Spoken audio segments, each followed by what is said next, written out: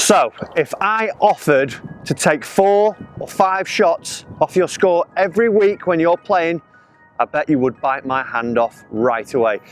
Hi everybody, I'm Matt Fryer, PGA golf professional, and in today's lesson, we're looking at how to break 100. But even if you are breaking 100, breaking 90, breaking 80, some of these tips might help you, might refresh your memory a little bit and help you lower those scores. Because like I say, if we could take 5 shots off the game, I think we'd all be a lot happier when we're signing our name on the end of the scorecard each round.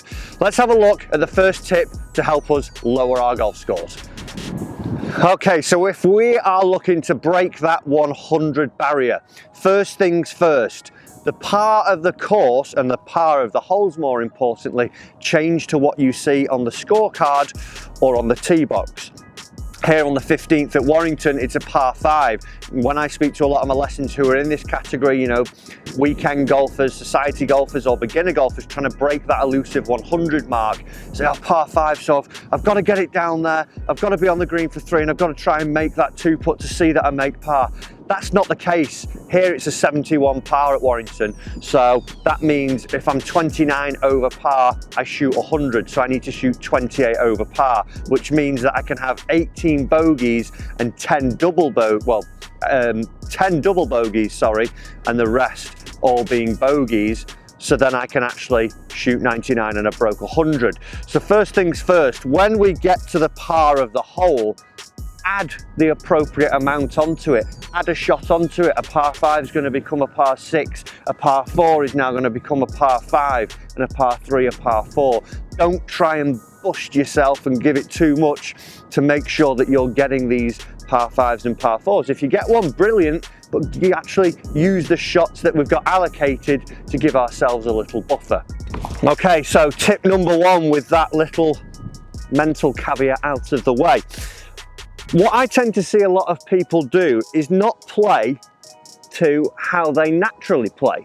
So what I mean by that is you might be a slicer of the golf ball, but the hole might not want you to hit a bit of a left to right shot. So then we try to play a shot that we're not quite comfortable with. Here on the 15th at Warrington, it is a little bit of a left to right fairway, but you want to almost hit it up onto the right hand side because the slope is quite aggressive from right to left. So if you're down on the left hand side, it's going to fall away a little bit more. And also there's a bit of a nice clearing through the trees to give us a little bit of aim. So what I would see a lot of people do is start to try and hit a shot that they think they should hit instead of playing to their natural shape of shot. So if you are a slicer, allow for that slice to happen. We know that you're not going to fix it out on the golf course. We know that you're not all of a sudden miraculously going to start hitting 2-yard draws. Just because it's a little dogleg right to left doesn't mean that you have to play the right to left shot. Play your natural shot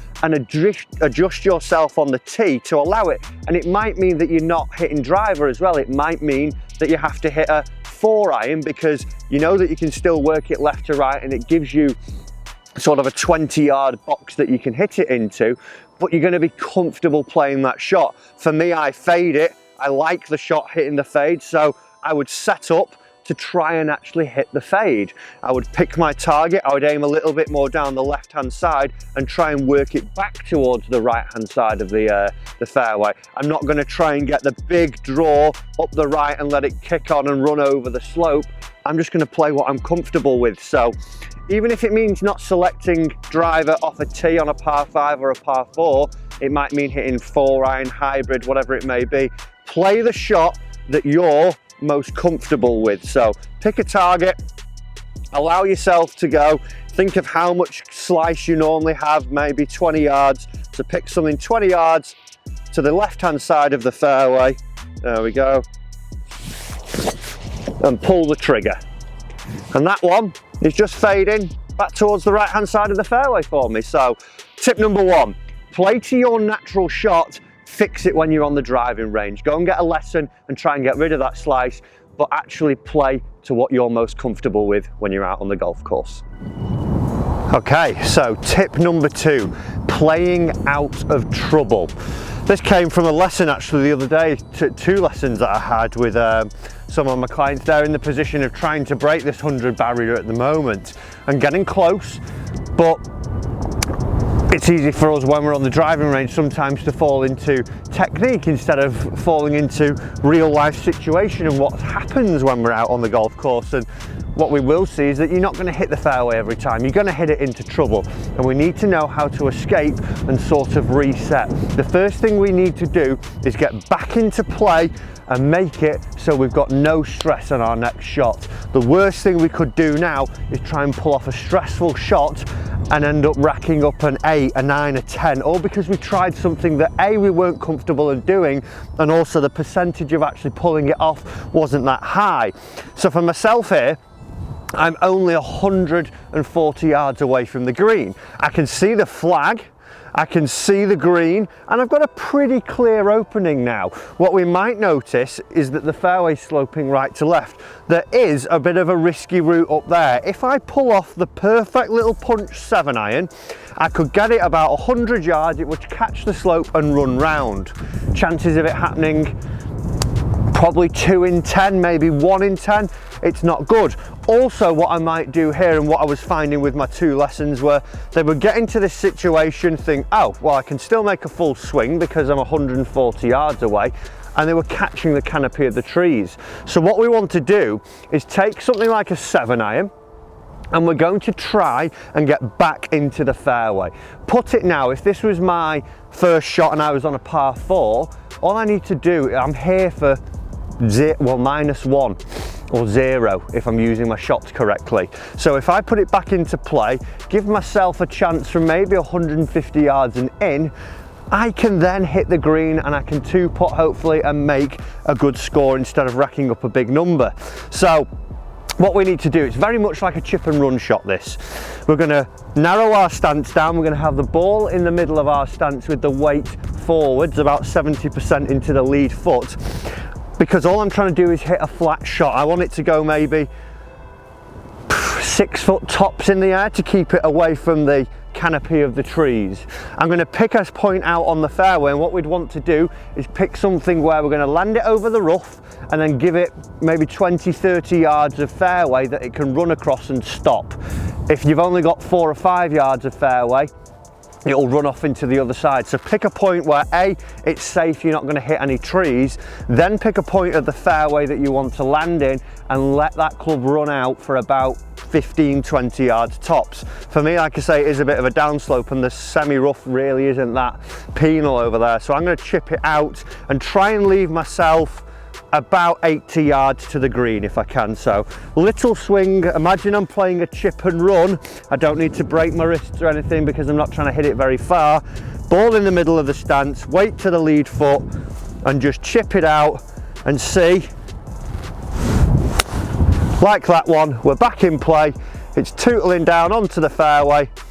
I've reset my clock, I've got no stress in my next shot, and I've only got 80 yards now, and hopefully we can hit the green with a wedge from there. Let's go and have a look at tip number 3 that's going to help you lower your scores.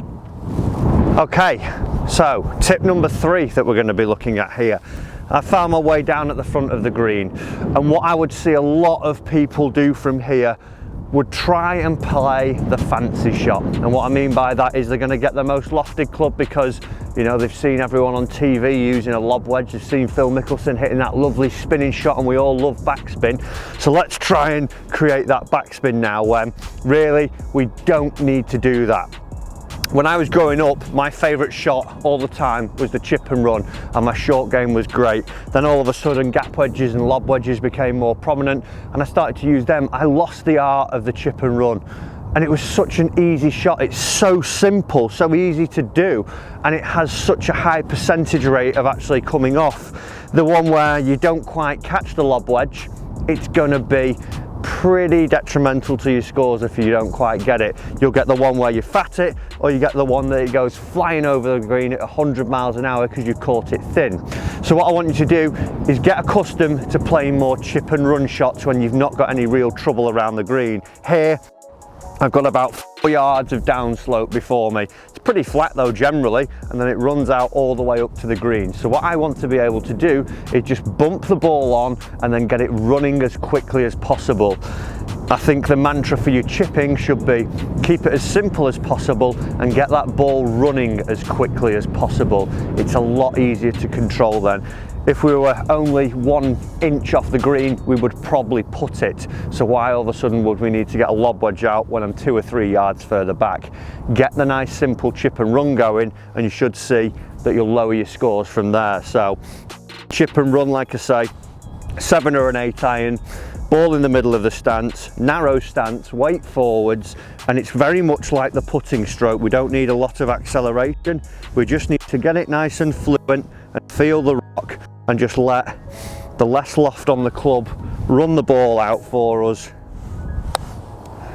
And even now where I've hit that pretty poor, I've only got 8 feet left for my par now. So from there, if I 2-putt, I've saved myself a wonder of shots. That level of thin that I just hit with this 7 iron, if I did that with lob wedge, I would have been faced with floating one back up over the slope. So get good with the chip and run, and you'll start to see that you're lowering your scores. Let's go and take a look at number 4. So tip number 4 that is going to help you lower your golf scores. We're now on the putting green, and what I see from a lot of my students here is a real inconsistency in the putting stroke. And what I mean by that is the tempo, the length of the stroke is always changing. So and especially when we're on a longer putt as well, when we get to these ones where we're 40-50 feet away now, what I start to see is something where it goes back very quickly, almost too long, and then really decelerates, or something where it goes back really short and has a big acceleration through.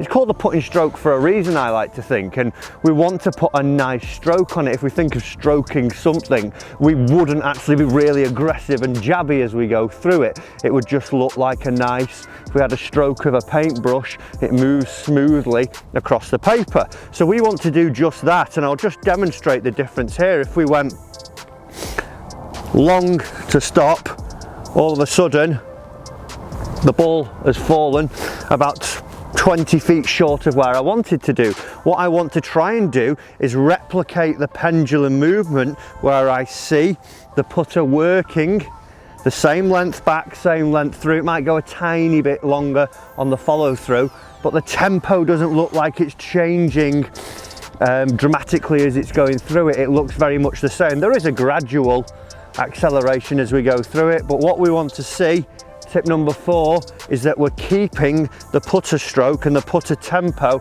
very consistent. Don't have real changes in speed and length as we go through the stroke. And from there, we should start to see that controlling our distance becomes a heck of a lot easier. And there now, I've got a tap-in 2-footer for my par. So tip number 4, guys, try and keep that stroke nice and consistent. Really feel the tempo of it. Don't be accelerating, decelerating in dramatic fashions. Let the putter flow, and you should start to see that your long distance control becomes a heck of a lot better, and you will start to lower your scores from there. Okay, so tip number 5 on how we are going to lower our score, guys. I'm here on the final hole now. We've made it all the way to hole number 18, and we are currently on 90 shots. It's a tricky par 4, this one here at Warrington. There's bunkers all the way down the right hand side of the fairway. As you might be able to hear, there is a road that is just to the right hand side, and it is out of bounds all the way down there. It's 420 yards long as well for a par 4, and there's trees gathering all the way down the left side. But if I just make 4, 5, 6, I can make a 9, and I've still done it. I've been counting my shots though, so I'm very, very nervous. I know I'm on 90. I know I've got to put in a good score on this one here now, and that's what we don't want to do. We want to focus on the job at hand. What do I need to do with that little white thin golf ball there in this present moment? Where do I need to start the ball? Where do I want it to finish? What type of shot do I need to hit? Don't start adding your score up on the final stages on hole 16, 17, 18, whatever it may be. Try and not think about score. Try and focus on what it is you need to do with that ball on each shot you face. Because if you start to take care of that when you get down into this situation, now if I know, let's say I had 95, if I make par, I've done it. Or let's say 94, if I had 94, if I make a bogey, I've done it. I broke 90, I broke 100, I've shot 99, but that's really going to be playing on my mind as where if I'm stood here and I'm thinking of a clear plan, I know I'm a fader of the golf ball, so straight away I'm not going to hit towards the right hand side of the fairway, I'm going to hit towards the left. How much do I want to move it? 5 yards, so bunker there. That now gives me that channel I want to hit it down. I'm focusing on that shot and what I need to do with this golf swing to make me hit the shot I want to hit. So don't keep counting your score up in the latter stages. Focus, especially more in the latter stages, really steely laser focus on the shot you need to hit, and we should see that we're lowering our golf scores. So I've picked my target. I know what I'm going to do here.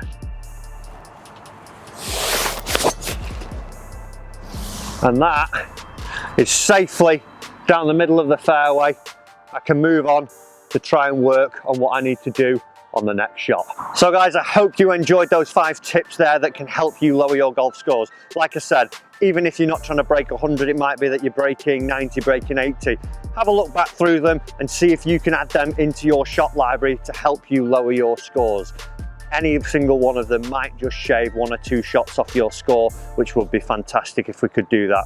So I hope you enjoyed this lesson this week. Do remember to hit that subscriber button, turn on the bell notifications, so like everyone else, you can enjoy free golf lessons with myself and improve your golf this year.